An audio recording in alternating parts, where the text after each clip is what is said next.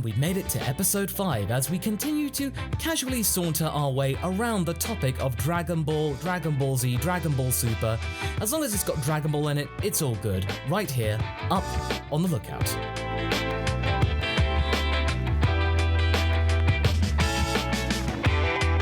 Up on the Lookout is a Dragon Ball podcast that takes a laid-back perspective for the show, as well as adding some insights into some of our classic what-ifs and discussions, and of course, talking to some very interesting characters along the way from the community. And today's guest is pretty much one of the biggest contributors to some of our topics for videos. In fact, if you haven't heard of what is known as Kanzenshu, you are missing out, and I mean a lot. He is part of the admin team and founder of the website, one of the co-founders even, that was once a Vegetto tribute page, understandably so, because Vegetto is pretty cool, and also has one of the longest running podcasts in the business. It's only bloomin' VegettoEX, aka Mike LaBrie. What's up, Mike? Hello, Mr. Simpson. Oh, I am just beyond excited to be chatting with you. As we were saying before, it's been far too long. Thank you so much. I appreciate the opportunity. We are also, of course, joined by our classic sidekick, Haverock. Hello, I'm the one guy on this podcast that doesn't voice Goku. No, both Haverock and I really look up to Mike and his team for all of the research and stuff like that. And it's been really great to actually see Anime AJ joining your ranks. And incidentally, he actually only lives like 15 minutes away from me. So that's like, so fun.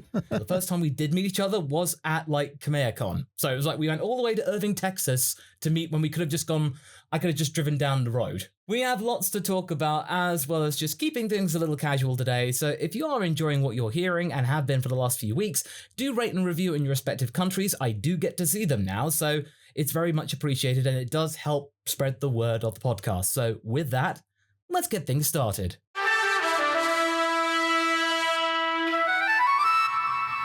All right, Mike, so welcome to The Lookout. I do hope your journey up here was very, very stressless. I do hope Corin or Whiskers the Wonder Cat, depending on which dub is your poison, wasn't too much of a bother. No, I think it's okay. Whatever that rule was about not being allowed up here, they seem to have suspended that for me.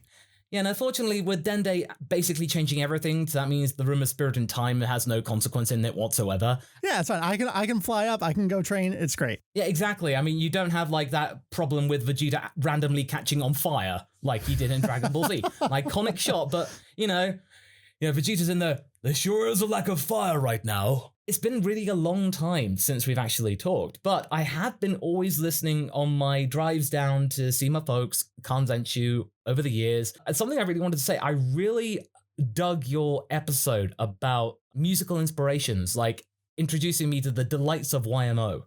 Oh, nice. Yeah, that's some of my favorite topics is, we try to look for something on the outskirts of the series, of the fandom, of the franchise. How does it connect in there? What were some of those inspirations? What we love talking about, and that's not to take away from the in-universe discussions, but something I've always grown increasingly interested in as the years go on.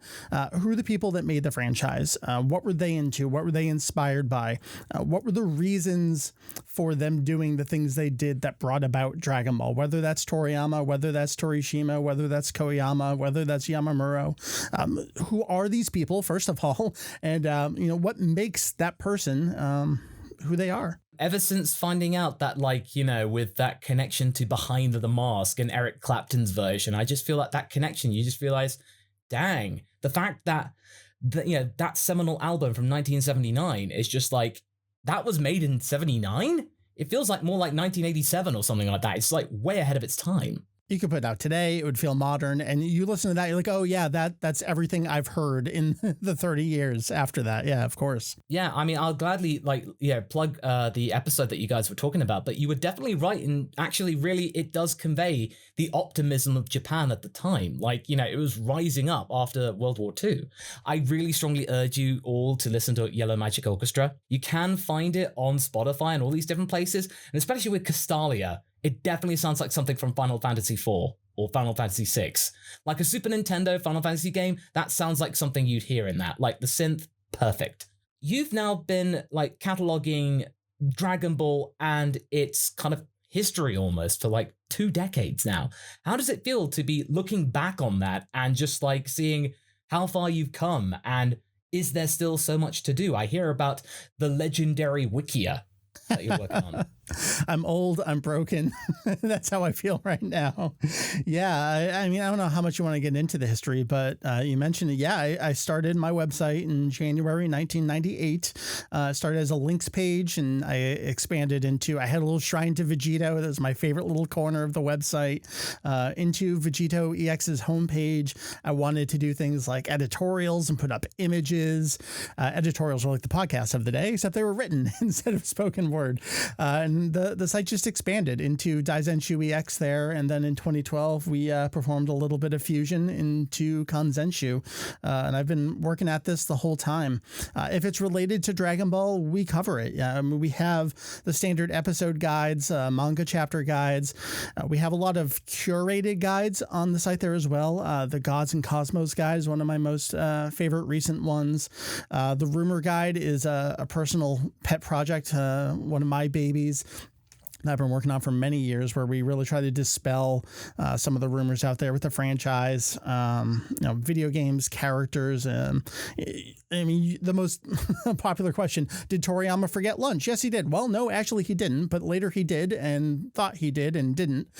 All that stuff in there. I love doing the in-depth research. We have an incredible catalog of archive material. I'm recording down here in my basement. I've converted this room here into, I like to call it Kanzenshu East Coast headquarters. I have multiple bookshelves full of V-Jump issues, different versions of the Dragon Ball manga, Psycho Jump. These giant volumes are threatening to collapse and take me down with them at any moment now. I have bins of old Weekly Shonen Jump and Fresh Jump. We truly do have an archive here, and we really strive to do the fact checking, do the actual legwork. So when we say this is what's said here, we can say, yeah, this is absolutely what it said, and this is the page, and this is the release date for this magazine, and this is the context for its release. This is the historical context for what we're talking about, and I think that's incredibly important, because anyone can say Goku is a Saiyan, and yeah, okay, but why? What led up to that? What were the editorial decisions that led to that along the way? What were the slapdash decisions by Toriyama that led to that along the way? That's what we're invested in, the story behind the story. Again, a lot of our discussions with Hav and I, we've definitely really relied on your content. This is something that we really want to touch upon, but in some greater detail. So let's get ourselves over to the mini topic.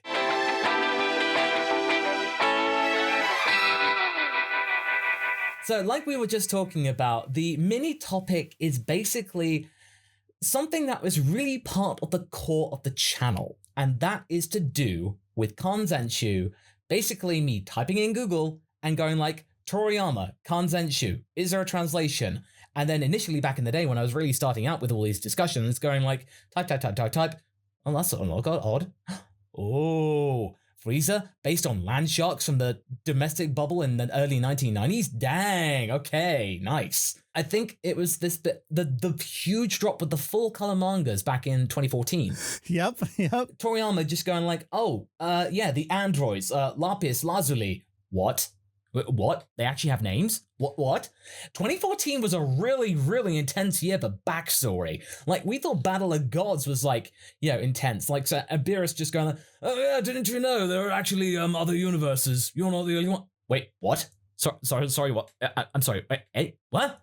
It blew open the door, and Beerus just, it's Beerus, he's quite casual because he likes destroying things. Then finding out about the identity of Goku's mother with Gine, that's just like, dang. Dragon Ball Minus was a bit divisive, but it certainly had its moments there. But, Mike, since you're our guest here, over the years, what's been like the bit of Dragon Ball trivia or information that you just made your eyes go like, wait, what? feel like the thing that comes to mind, and I kind of want to talk about these interviews a little bit, is a lot of people don't necessarily know where they come from, what their purpose is. The thing that came to mind was Yamoshi, the original Super Saiyan of legend, which gave birth later to Super Saiyan God. I know a lot of people think Yamoshi was the original Super Saiyan God, but it's actually no, he was the first Super Saiyan, then went out, his spirit out in search of Super Saiyan God. So a lot of these interviews come in things like you mentioned. So the Dragon Ball manga got an entire re-release in Japan in color. They called it the full color comics. In the back of those, there are a lot of little Toriyama interviews, or there'd be recaps of information. Then he'd get, about 3 questions he'd be able to answer in there. There's also a magazine that Shueisha puts out in Japan. Right now it's bi-monthly, has been for a few years, called Psycho Jump. There was an interview in there, the 12 Boo Mysteries. Maybe I take back Yamoshi and I do that one instead, about the no, Boo has existed for all time. Actually, BBD didn't create him. I love the retconning of information there. These interviews, a lot of people think of them as like, well, who's the interviewer? And why don't they ask these more important questions? These interviews are not hard-hitting investigative journalism. These are all very, very purposeful and curated bits of what they want you to hear at that exact point in time. So you mentioned Gine earlier. It's really curious how we heard about Gine in Psycho Jump from Naho Oishi, who wrote Episode of Bardock, and Toriyama right ahead of the release of Jocko the Galactic Patrolman, the collected edition, which is where Dragon Ball Minus was published, which is where Gine comes from. These are all promotional pieces. They're not really interviews. They're all meant to promote something coming down the line. Going back to Psycho Jump, there's a series of interviews about scouters, and they happen to mention that there's the traditional types, but there's also the visor types that go across. And at the time, it was like, okay, that's an interesting piece of information. Who really cares about that? Then we come to see in Resurrection F, was it Tagoma, that has that exact same kind of thing. And if you trace back when these things are said, they all seem to be either Shueisha saying, mention this because this is what we're releasing, or it's Toriyama is working on something at that point in time, and we don't know that he's doing that yet, and we're going to see it in a few months' time. And what I really like about the drop of Yamoshi is that we know that for whatever that movie in 2018 was going to be, they had a couple ideas. It wasn't that Toriyama said, I'm going to do a Broly movie. It was actually that the editorial staff came and said, here are these ideas. These are the ones we're thinking about doing. And I know myself and a lot of other people were convinced that movie was going to be Goku versus Yamoshi, or Yamoshi found him. Especially after the first trailer dropped, you feel like, Goku just comes up and then just sees Yamoshi saying, "Well, you're cool, I want to fight you. Son Goku, you are now the strongest Saiyan in this timeline. I wish to test my mettle and strength against your present-day power." Yeah, see if you're truly worthy of Super Saiyan God. Neat. Well, and it turns out that wasn't what that was.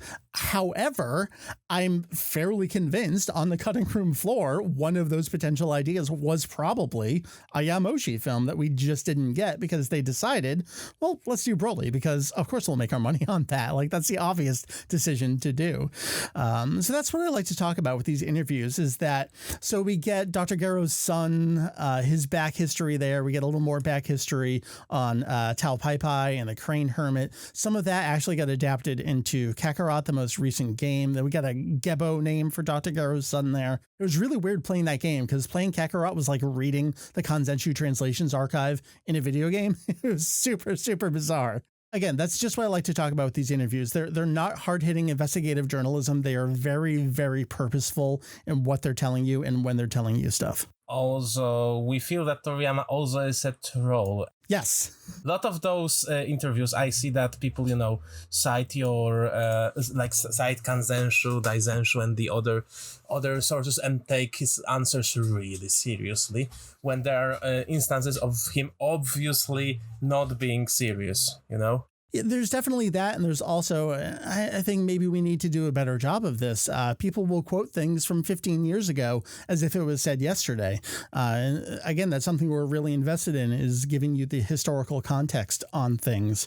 So we're really deliberate in listing the publication, listing the release date on something like that. And if we're posting something that is old, we want to let you know that this is not something new. This is actually older, and here's where it comes from. But I do love the fact that about with Toriyama, the fact is, though, he can look at Bardock, he can look at Broly, and he goes like, yeah, those guys did really, really well. I want to have a go at that. Like, I just love the fact, I envisage that with the Broly movie, Takao Koyama is basically crying himself to sleep at night. It's like, my boy Broly, what has happened? He's too much of a good boy. He's meant to be absolute strength. It's like, no, sorry, we get that in Jiren now, thank you very much. I do appreciate, and I do respect Takao Koyama basically channeling his 9-year-old boy and going like, I want to create a guy whose power was maximum. At least somebody was having fun with that.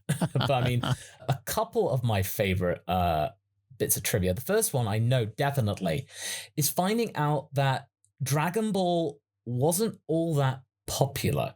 Because obviously it had gone through a couple of iterations before, like The Adventures of Tongpu, Dragon Boy. Like, it'd gone through a couple of modifications before Toriyama was gonna be going through and go like, okay, let's try this thing. And I've actually been like going back through Dr. Slump, and I've been seeing a couple of my friends like Geekdom and stuff like that going through, and then just realizing Toriyama really likes to big up himself in Dr. Slump. Like, the only person more attractive than me is Toriyama and stuff like that. You feel like, okay, this is Toriyama in his 20s and he's having fun. That's great. But it's also really interesting him actually finally having to actually listen to his editors more, because with Dr. Slump, you feel like, okay, it's popular. It's around about the time of the early 80s. That kind of format is kind of really finding its niche, that slice of life motif. Like the time around when Rumiko Takahashi with Urusei Yatsura. Now seeing him going, okay, we're now going full shonen. So Toriyama's having to modify it. And what you get is Goku acting like a persona character in that he doesn't really have a personality other than being a carefree boy. And the story is built around the characters around them. So when I read that interview and all that information, that just opened my mind. I was thinking, really? There was a time where Dragon Ball wasn't an actual hit right from the start? And if it weren't for Krillin, then that's it? You just think it could have been done. It could have been done relatively quickly. And now that I actually saw the anime version of it, you feel like, yeah, okay, this does feel like a bit more of like an adventure anime. And yeah, it was really tricky to master, but they did pull it off. And that leads me into the second bit of trivia that is my favorite. It's people going into GT. Yeah, man, we want to recreate that Dragon Ball magic, that mystical adventure. That is going to be great. And then by the time they get to the third episode, it ain't working. We're missing a trick here. And so basically they then go about, okay, what made Dragon Ball Z popular? Okay, let's go with Baby. It could have died a death within like 13, 26 episodes. So those couple of things about that and how hard it was for GT to actually get it right. Yeah, that blew my mind, man. But I think we both can agree that one of the best moments is something we call Earthworm Krill. Yes. When basically Toriyama admitted that, Krillin doesn't have a nose, he breathes through skin. And I don't know what I like the most, the sheer absurd of that, or people taking that super seriously. That moment when you presented that initial brief to me, and then I looked at the everything, I'm thinking, that's either inspirational and makes a lot of sense, because at least it's based in biology in some way, but then you just think, hang on, Toriyama, are you just getting to basically, you're just rattling through the questions so you can go home? Or if it's done remotely, that they just stop bothering you? I think it's a little of both.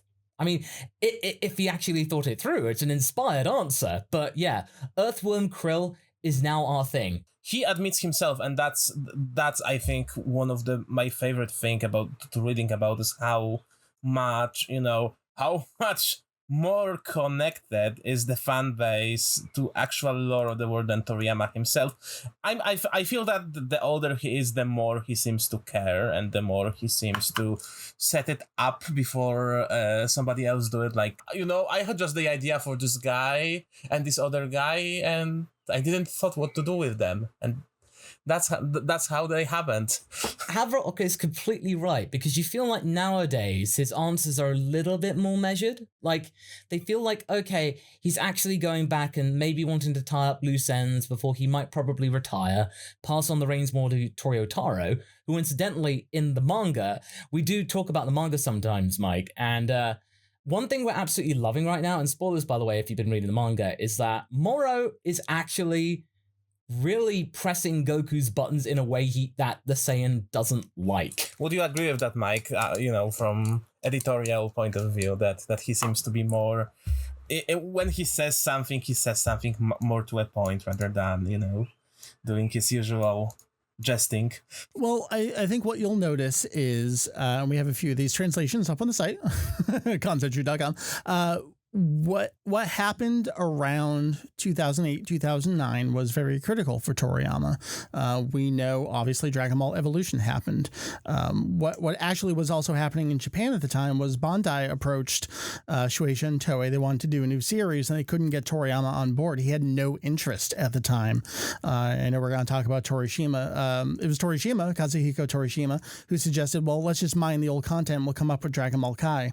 And what happened as time went on is all these other folks were starting to develop Dragon Ball at that point. You did have Bandai working on Dragon Ball Heroes, and you did have a completely separate staff. You had Tadayoshi Yamamuro doing the character designs for Battle of Gods. You had a completely separate scriptwriter, Yusuke Watanabe, writing Battle of Gods. And Toriyama got brought in and said, no, hold up. This is not Dragon Ball.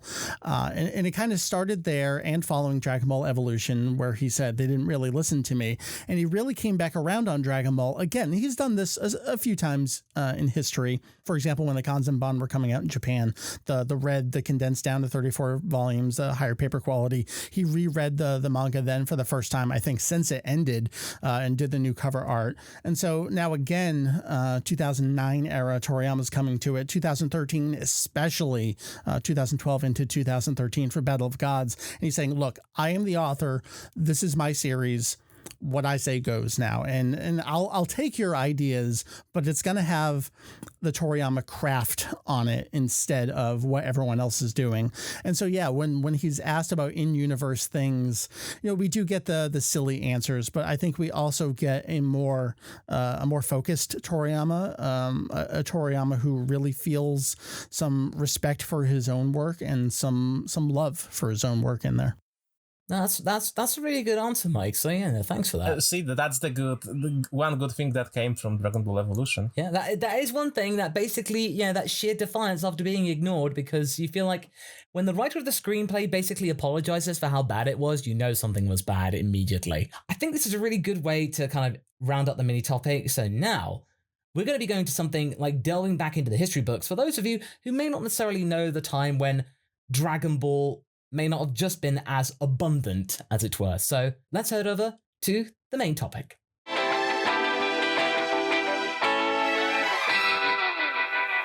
Our maxi topic today concerns Dragon Ball debuts in our respective countries, because in a very interesting and not surprisingly rare situation, we're all from different territories. This is, no means to try and make you feel like, any older, because I do feel that way sometimes with all these whippersnappers. You get your AJs and your Trevs that are in their early 20s and you feel like, oh, you pesky kids, It shocks people when I tell them I'm like 33. Oh, you're so young and adorable. Don't worry. That's absolutely fine. Because I get that from my wife. I get that from her. She's like, you're nearly 34 this year. You're old. And I'm like, shut up. So don't worry, I hear you, man. But I think I'll start this thing off since in the UK, we basically got Dragon Ball on Cartoon Network in the year 2000. I mean, I think there were attempts to bring Dragon Ball into the UK, but they weren't really that pronounced. And it was pretty much, in keeping when Funimation took over the reins and did everything in-house, basically bringing in the Schemmels, the Sabbats and stuff like that. And you had some really interesting adverts for it that really tried to allude that Dragon Ball Z was nothing like you'd ever seen before, because I'd only started to, at the age of 13, understand what anime was and be googly-eyed in front of Sailor Moon when that came out on Fox Kids in like 1998. So it was just like, whoa. Like, and not gonna lie, having a crush on Jupiter when I was like 12. I'm like, yeah, okay. Everybody I knew had a crush on Sailor Jupiter. Like, seriously. No question there. Now, Dragon Ball Z in the UK came out about 2000. It was, sure enough, their advertising campaign did work. It was nothing like I'd seen before. It was just this weird thing of like having the Pioneer dub, like the original Blue Ocean, and having this cast, and then it suddenly changes. Because our wait between episode 53 and 54, we had maybe waiting about like a few months, nowhere near as much as you guys in America would have had to wait. We'll get to that in a second, Mike, but we had to wait a little bit, but nowhere near as long. But just hearing the difference, it was just very jarring. And then I think we got to that weird place that by the time you get to the Boo Saga, it kind of goes in between the Ocean dub and the Funimation dub every 20 episodes or so. So, like, sometimes you would get, oh, yes, you get the Chris Sabat Vegeta. And then not too long ago, you get the Brian Drummond Vegeta. It was a very disjointed situation. But there was one ad campaign that I really remember very well. And it was for the Cell, beginning of the Cell Saga. And it was like this guy running around this deserted city, basically talking about this maniacal bug that has descended upon them. But goes, but what's this? There are heroes coming from the four corners of the earth, just like bringing up, they are here to save us, just this moment. And then just ending, just like, he is coming. Just like that moment. And then Imperfect Cell, boom, Cell Saga coming soon. The ad campaign people from like Toonami in the UK, very well done. And then suddenly when DBZ ended, we suddenly got, oh, okay, here, have Dragon Ball and have Dragon Ball GT at the same time. Wait, what? Sorry? Are we getting both? Okay, cool, nice. We had the internet, we had the wonders of dial-up internet, and basically listening to the DBZ AMV of En Fuego 20 times over, because that was the hotness for a very long time back in 2002. There was one Vegeta AMV I really remember, and it was from Metallica's Die My Darling. Just like this, just hearing Vegeta go, don't utter a single word. Just this metal as hell AMV. And then there was, then on the other side, you get this like AMV of Blink-182's Adam song to this like, angsty Vegeta. And just like that moment when the scream drops right at the end of the song, it's when he had his arm broken by 18. You start off on Cartoon Network, and then when you get broadband internet, go nuts. Go and find all this different stuff. When you find the uncensored and the old like subbed versions of the Boo Saga, what you're missing out on and how uncut it is. And it really like just seeing that moment when like Trunks just blasts Frieza into pieces. We didn't get that, obviously. So seeing that actually uncut, wow, okay. That was like, I think the only time Super ever did that was basically, and it did it better than Resurrection F, was then Frieza just blows up the planet and you just see like, Videl and Pan, Whiteout, Dr. Briefs and Mrs. Briefs, boom, gone. You think, wow, okay, you suddenly went dark there. Okay, I thought this was a Sunday morning cartoon. In the UK, it was a very, very, I don't want to say too messy, but it was definitely something unexpected, I'd say.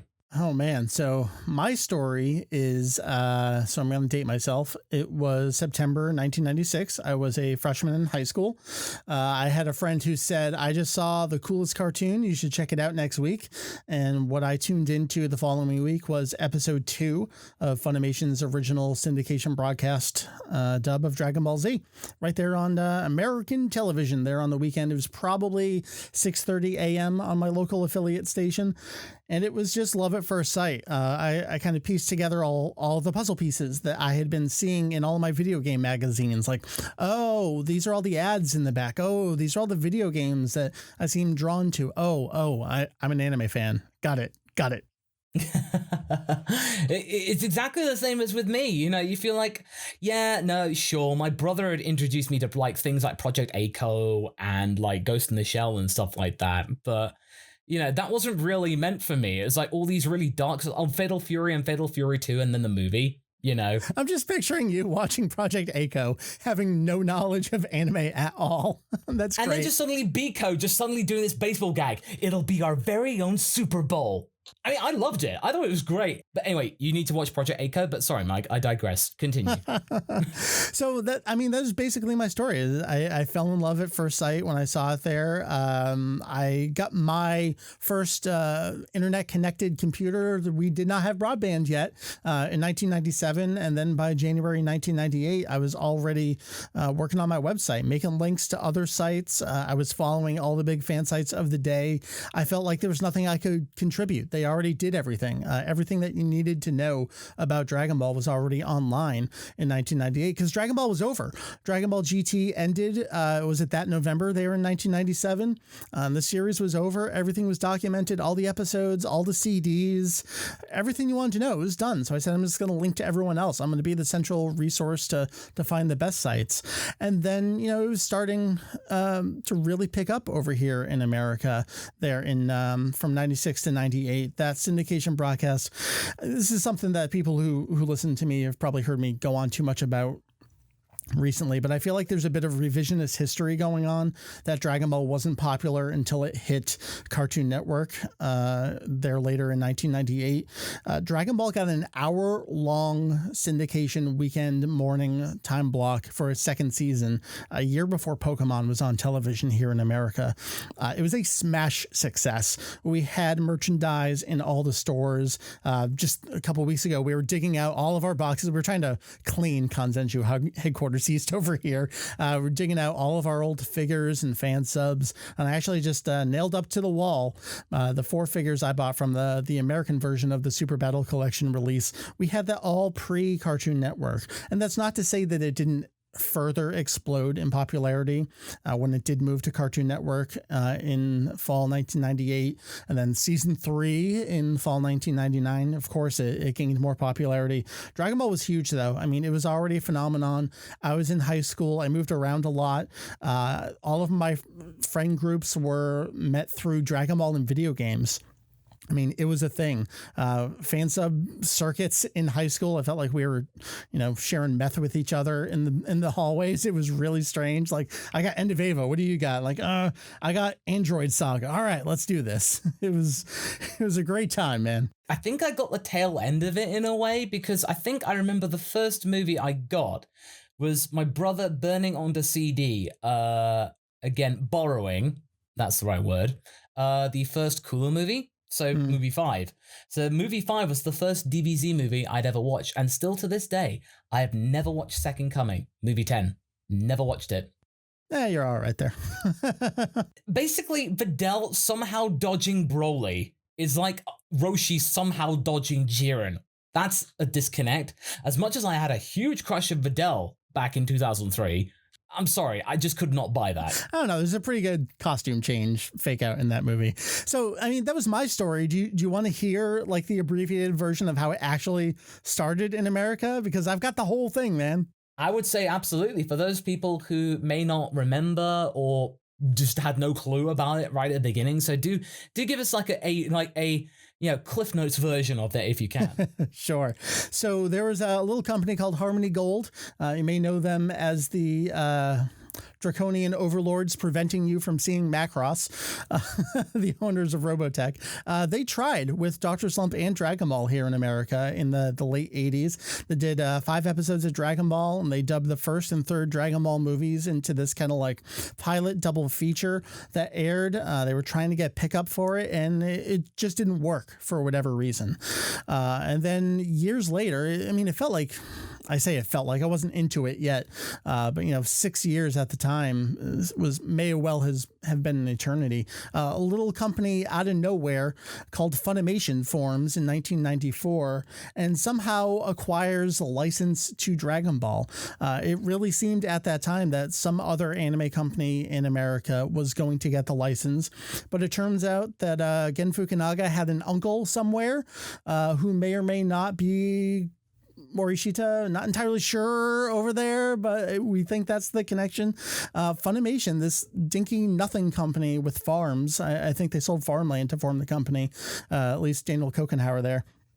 Down in Texas, gets Dragon Ball. And so they start working on the original TV series. I've got a great feature that I just recently put up on a version of that movie they did in 1994 that they actually were using the Harmony Gold names for a while, and it seemed like they were hedging their bets on whether or not they were going to keep the Harmony Gold names or go with slightly more faithful names, which they ended up doing. And then 1995, Funimation releases, first movie, Curse of the Blood Rubies, and then they end up doing the first 13 episodes of the Dragon Ball TV series. And they cite for a variety of reasons, a variety of factors. They decided to change course. They were going to do a full 26 going through the 21st Tenkaichi Budokai, but they changed their minds. And in 1996, they turn over to Dragon Ball Z. And we got 2 seasons of Dragon Ball Z airing in syndication. That's when they brought on Saban as their distributor. Saban, famous for Mighty Morphin Power Rangers already at this time. And so we get a first season of 26 episodes. It does really well. And we get a second season taking us through 53 episodes, plus a 3-part version of Dragon Ball Z Movie 3, The Tree of Might. That airs as its second season. It gets an hour-long block, as I mentioned before. This was huge. So we could look forward to getting up Saturday or Sunday morning and seeing an hour of Dragon Ball.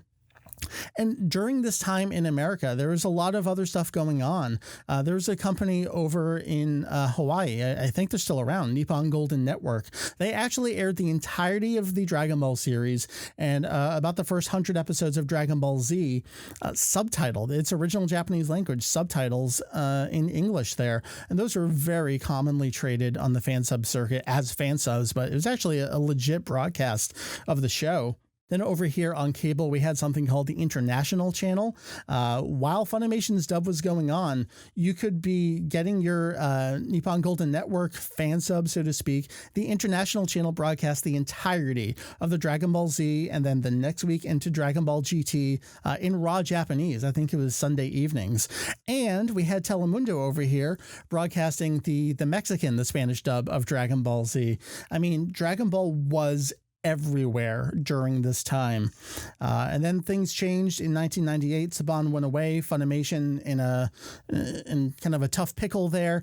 They end up going it alone, all on their own down there in Texas. They bring in an all new voice cast, all new musical composer. And they go from there. And that's where it's been ever since, in the hands of Funimation. And as you mentioned over there in the UK, you got an alternate dub kind of flipping back and forth, going back to the Ocean Studios cast. We had a lot of players over here, and that's not even mentioning things like Pioneer, who did the home video distribution, Ocean Studios, again, providing the voices. There were so many partners at the time. Everyone wanted a piece of the Dragon Ball puzzle, and eventually it turned into the success that it is today. It's really interesting to know that, Dragon Ball Z and Dragon Ball wasn't just like, it doesn't just suddenly come out of nowhere in 1998. It had been there for a few years beforehand. So it's really good to know. So I really want to kind of get your perspective on the continent to see, because I know that in France, in stuff like that, France and Japan, they have a strong animation connection. So I imagine they were pretty not far behind in terms of the dub. But in Poland and basically in the European area, how was it for you when you found Dragon Ball? Was it like when it just came out, or was it a while afterwards? I think it was right around when it started, because as I mentioned on a few occasions before, most of the anime we've got like Sailor Moon, like Yaiba, like stuff like this, like the Slayers, we got from either French or Italian dub, because they weren't very, German or English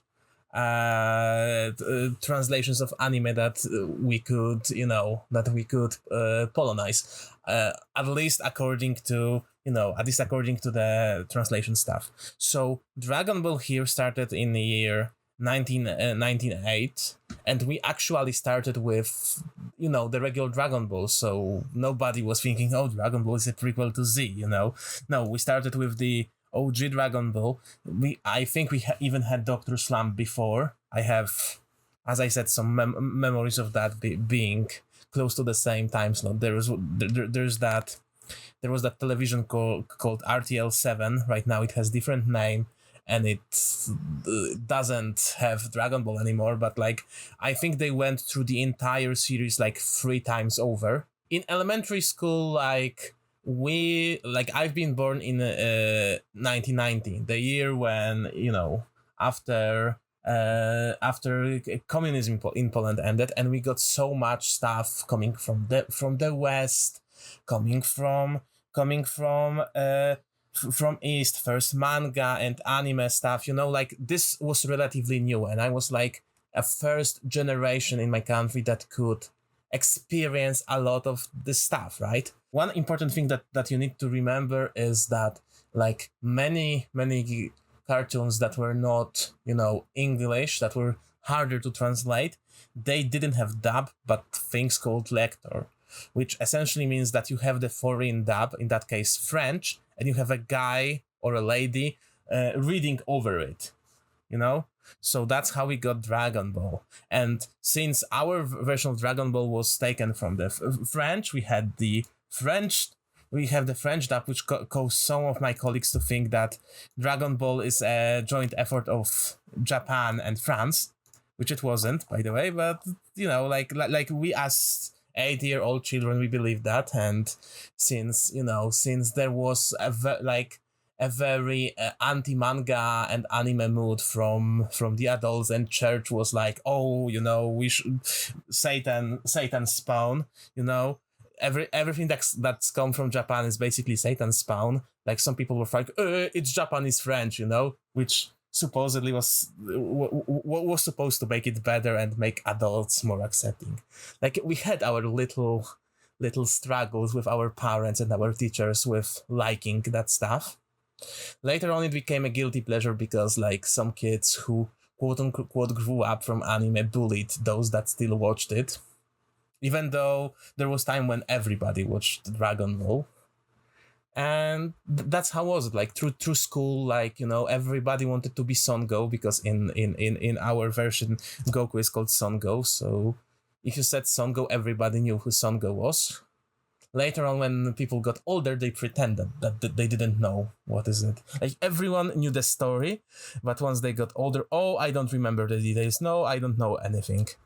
And suddenly when Dragon Ball became a thing again, suddenly it seems that they remember everything perfectly when they become vintage and and not shameful. I pasted the famous intro that we got all the way from Raditz all the way to Boo, which is horrendous.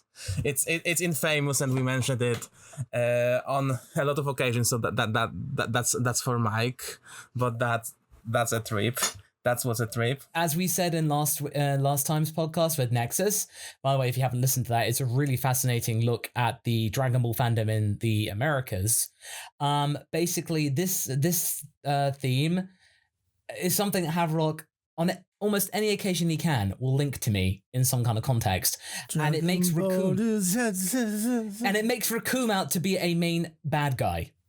Just somehow. The majority of it is basically Raccoon dunking on Gohan. It's nowhere near as catchy as the Canadian one of Dragon Ball, the ultimate journey. I mean, I dig that song. I actually kind of like it. It's fun. All right, can we all agree that What's My Destiny Dragon Ball from Italy is the best international, change theme? Also, as the Canadian one, we also had that in original Dragon Ball, so we had that. And who can forget GT, the Ocean GT, which is Dan, but an extremely literal, trying to save the world. I dig it.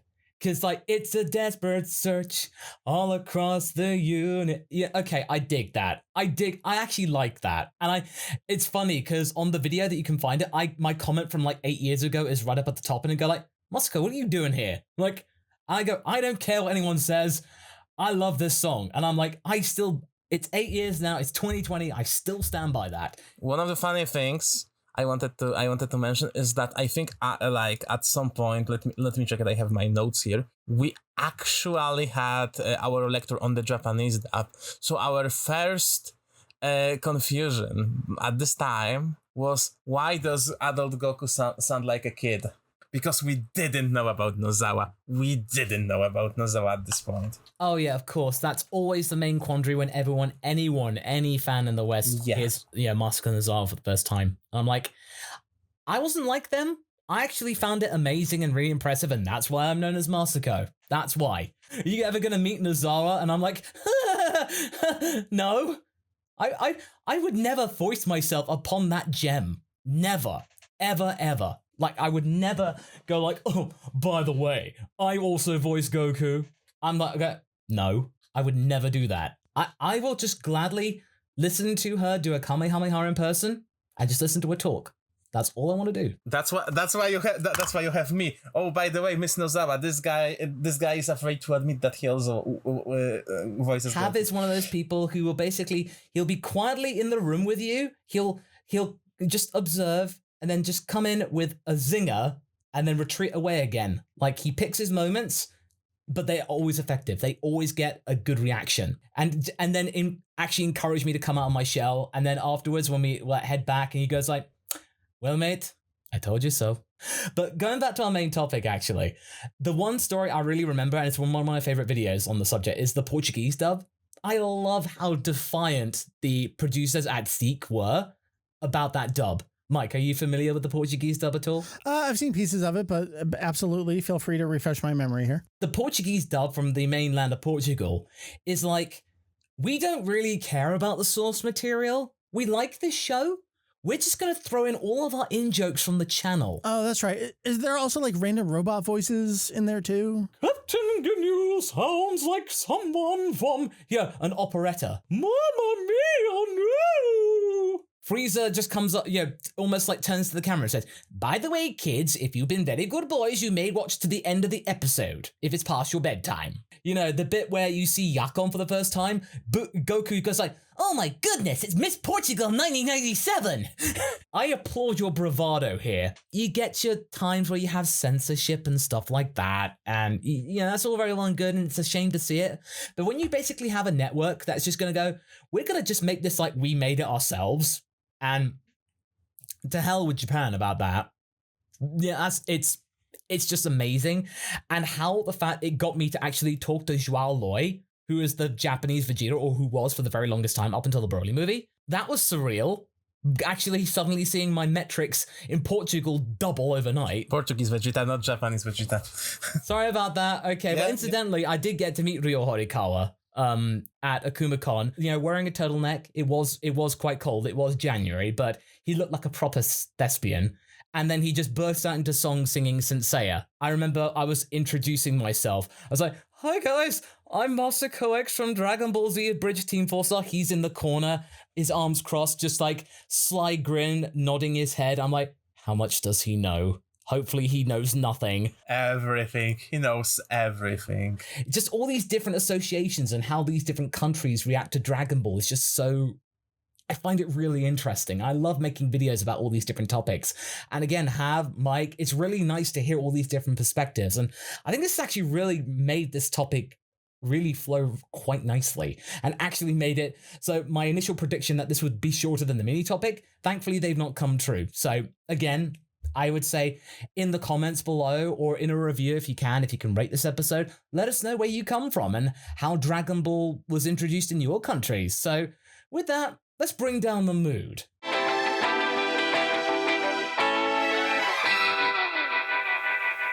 Mike, has there been anything that you've been catching up with Dragon Ball recently? Have you been keeping up with the manga and, of course, the very confused child that is Super Dragon Ball Heroes? Yes, I read everything. I watch everything. I consume everything. I don't necessarily have thoughts on everything. I think, if you're a listener of Conscientious podcast, I really like to approach things as a complete whole. Arcs as a whole is the way I like to review things. The Galactic Patrol Prisoner arc has been going for a while now. I kind of expected it to be over. So we haven't had a chance to review it yet, but I'm very much excited to do so because it's my favorite thing that there's been in quite some time.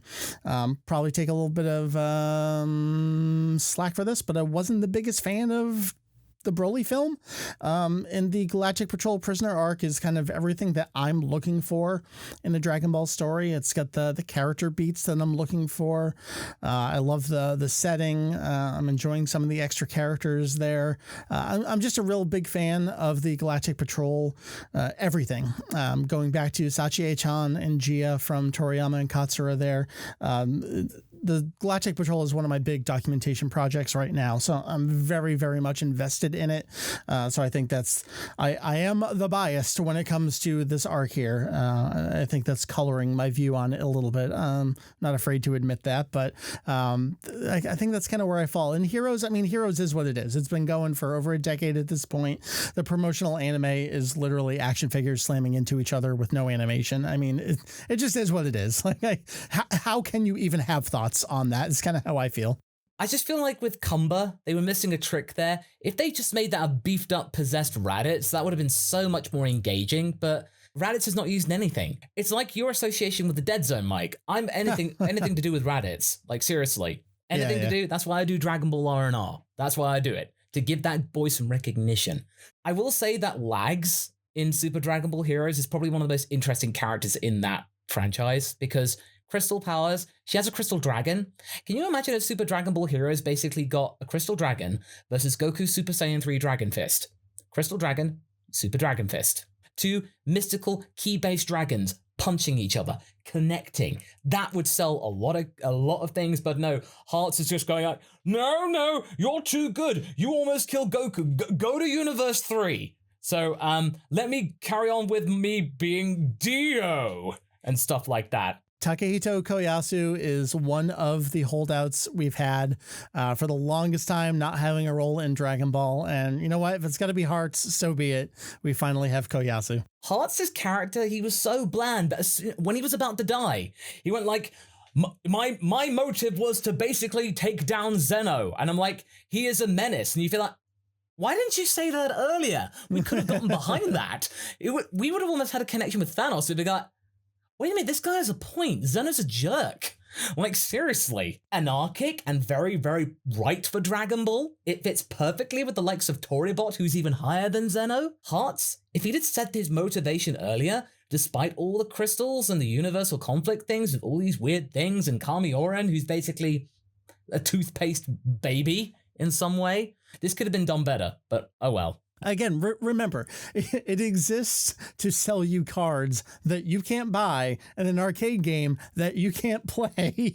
I think a lot of people, they only know Super Dragon Ball Heroes for seeing that one clip on YouTube of Trunks going Super Saiyan 3. Right. And that's it. That's the one thing they remember from back in 2010. Super Dragon Ball Heroes is its own thing. I don't really talk about it on the channel anymore because it just, like, I'm so jaded by it. But, Harvey, you were going to say something? Yeah, I was about to say that we have now Dr. W. I wonder who he is. We have no idea.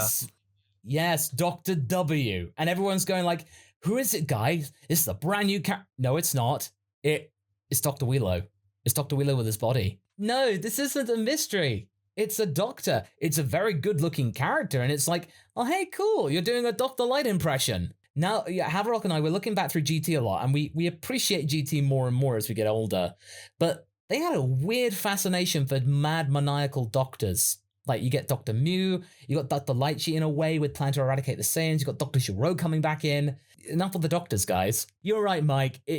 Super Dragon Ball Heroes, don't take it seriously.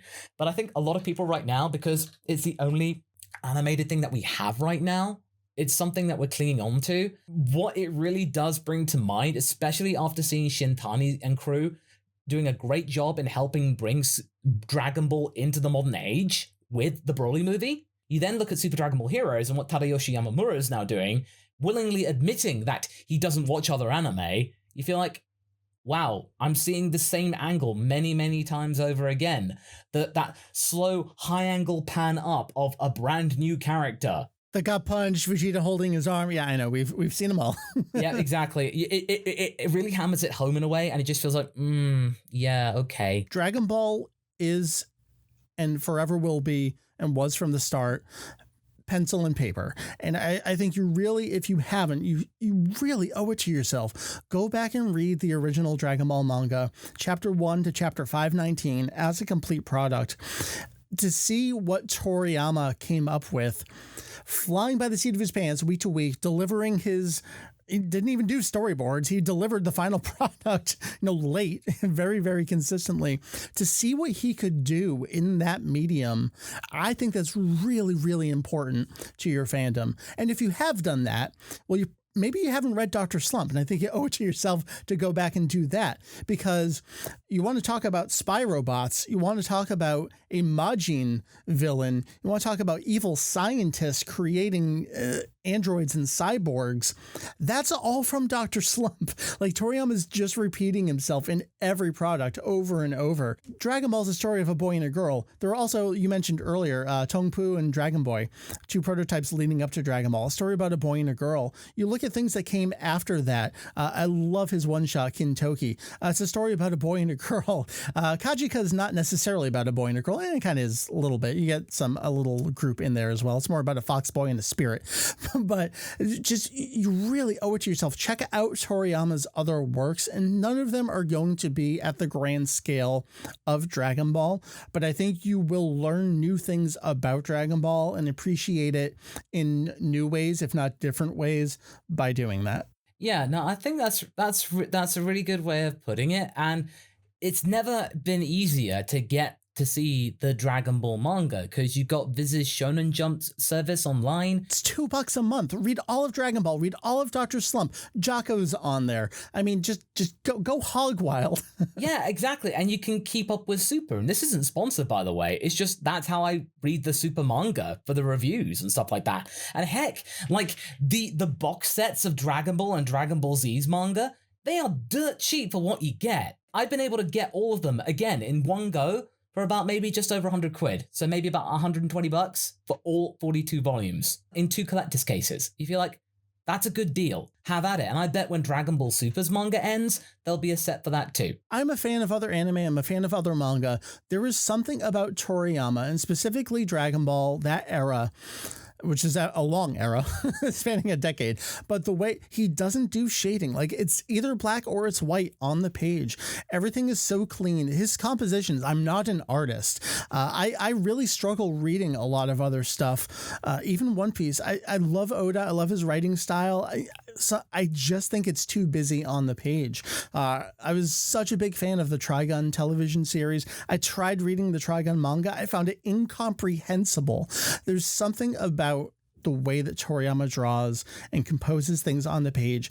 It flows. It makes sense. It's logical. It just you're not even reading. You're just kind of like absorbing the page through all of your senses, even smell, because the books smell. And especially if you're in my basement and you're looking at magazines from the 1980s, you get a really distinct smell to it down here. Oh, yes, of course. The classic, 70s, 80s musty textbook smell. Just that period. It's like a fine wine. Just a really dark, earthy red wine with hint of musk. Nostalgic dust. That's the way I say it. It's just like, that takes me back to school in a way. Yep. Man. So I don't know. That's my point. That's my recommendation.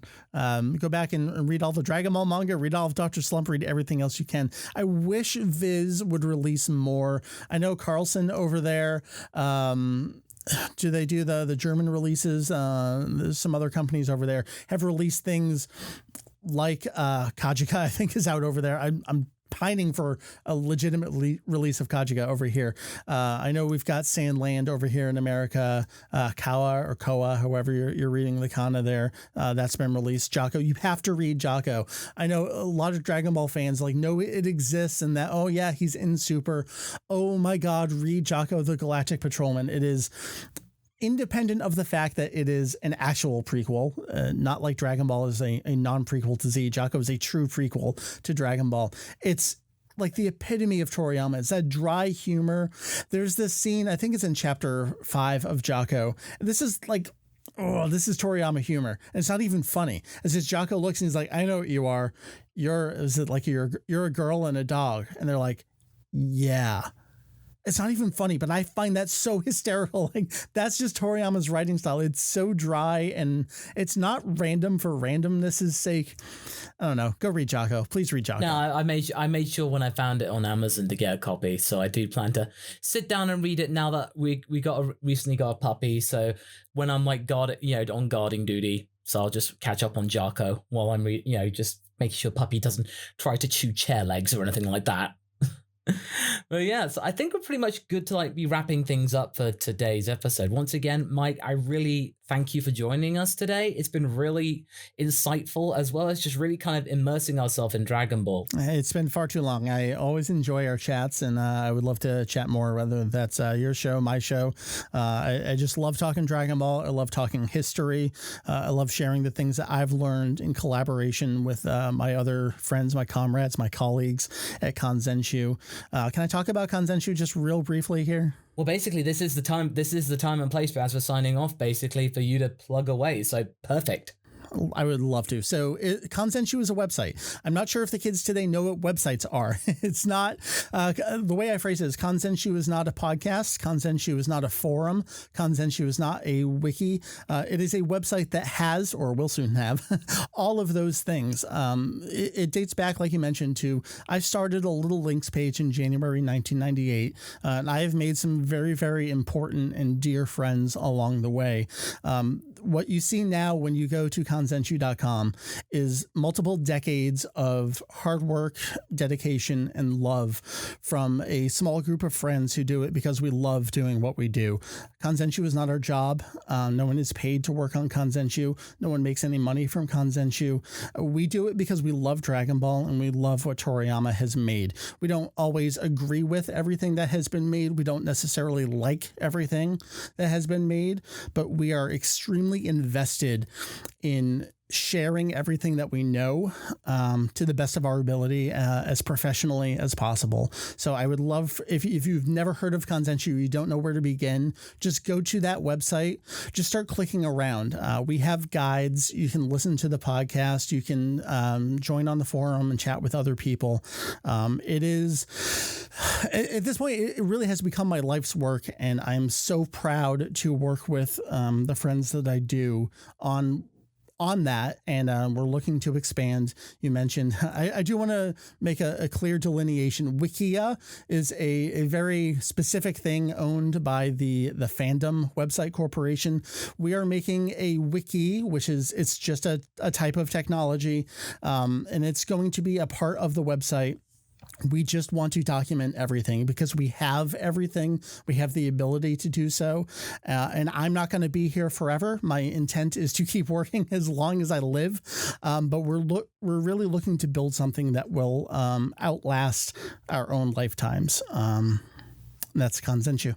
Here up on the lookout, we hope to really do our bit there, as well as what we've been doing on the MasakoX channel. I mean, Havelock and I can certainly attest to that. We really are trying to do our bit to present it in a more kind of like laid back situation, but it just means with all these different outlets for all of this information, it means there's something for everyone at whatever kind of approach they wish to take. So it's always good to have options, certainly. And on the other hand, you always want to use, trustworthy sources, which Kanzenshu is definitely. Absolutely. And that's not me just saying that because one of the head honchos is here. That's me actually saying it genuinely. But yeah, no, once again, Mike, thank you for joining us here today. And thank you so much, everyone, for listening. And if you are enjoying what you have heard, then you can either rate and review on your respective podcasting platforms, or you can basically become a caretaker on the lookout. Mr. Popo will give you all the information that you need. Just don't break his stuff by going to masako.cc/lookout, and you'll be able to contribute in your own simple way.